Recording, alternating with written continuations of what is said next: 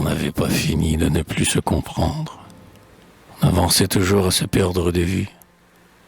On n'avait pas fini de se trouver les plaies. On n'avait pas fini de ne plus se rejoindre. Le désir retombait sur nous comme du feu. Notre ombre invisible et continue.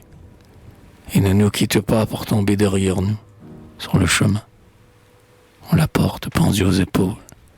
Elle est obstinée à notre poursuite et dévore à mesure que nous avançons la lumière de notre présence. On n'arrive guère à s'en débarrasser. En se retournant, tout à coup, on la retrouve à la même place. On n'arrive pas à la secouer de soi.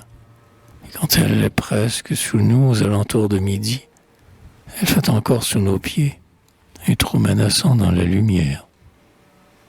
On n'a pas lieu de se consoler quand la nuit vient, de se tranquilliser, d'être soulagé, de regarder avec un sourire autour de soi, parce qu'on ne voit plus l'ombre, de se croire libéré. Seulement qu'on ne la voit plus. Sa présence n'est plus éclairée, parce qu'elle a donné la main à toutes les ombres. Nous ne sommes plus qu'une petite lumière enfermée, qu'une petite présence intérieure dans l'absence universelle. Et l'appel de nos yeux ne trouve point d'écho dans le silence de l'ombre déserte. On passe en voyage au soleil. On est un passage vêtu de lumière, avec notre ombre, nos trousses comme un chacal qui mange à mesure notre mort. Avec notre ombre, nos trousses comme une absence qui boite à mesure notre lumière. Avec notre absence à nos trousses comme une fosse, un trou dans la lumière sur la route qui avale notre passage comme l'oubli.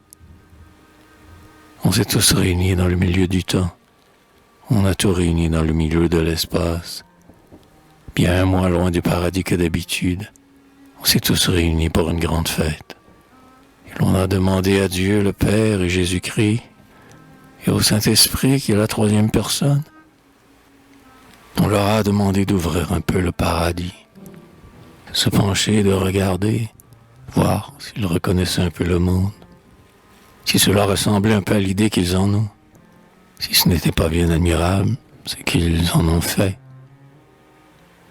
Ceux qui sont venus avec une âme du bon Dieu, avec des yeux du bon Dieu, pour faire un bouquet pur avec le monde. Ils ont tout ressacré les mots qu'on avait foutus. Ils ont tout retrouvé les voix qu'on avait perdues. Ils ont rejoint le vent avec son chant. Ils ont ramassé l'arbre qu'on a vu. Ils sont allés glaner dans les limbes la paille d'or des moments inaltérables qui sont une fois nés ici comme une musique étrangère et qui n'ont pas voulu mourir, bondir de leur lumière hors du temps et qui n'avaient pas trouvé leur repos. La parfaite offrande de leur corps pour l'éternité qui reste en suspens sous la garde des anges suspendus. Voilà qu'ils sont venus, nous ont reconnus et leur reconnaissance nous a lavés. Voilà qu'ils ont reconnu tout le monde. Et ils nous ont offert le monde reconnaissable. Alors, quand ils ont eu lavé toutes les choses de la terre, et que leurs yeux ont eu fait la terre un jardin-pré, un pré de fleurs avec la présence de tout le ciel au-dessous, quand ils ont eu ramassé tout ce qui était perdu, toutes les choses délaissées, quand ils ont eu lavé tout ce qui fut sali. La terre était dans l'ombre et mangeait ses péchés. On était assémés comme des bêtes féroces. La chair hurlait partout comme une damnée, et des coups contre nous et des coups entre nous résonnaient dans la surdité du temps qui s'épaissit. Voilà qu'ils sont venus avec leur âme du bon Dieu. Voilà qu'ils sont venus avec le matin de leurs yeux. Leurs yeux pour nous se sont ouverts comme une aurore.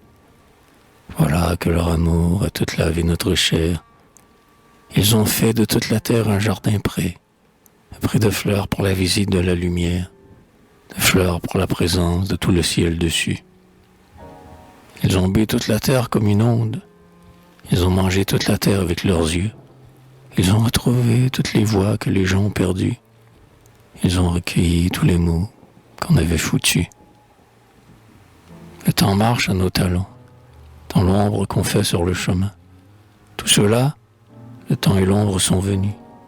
Ils ont égrené notre vie à nos talons. Et voilà que les hommes s'en vont en s'effritant. Les pas de leur passage sont perdus sans retour. Les plus belles présences ont été mangées. Les plus purs éclats furent effacés. Et l'on croit entendre les pas du soir derrière soi qui s'avancent pour nous ravir toutes nos compagnies.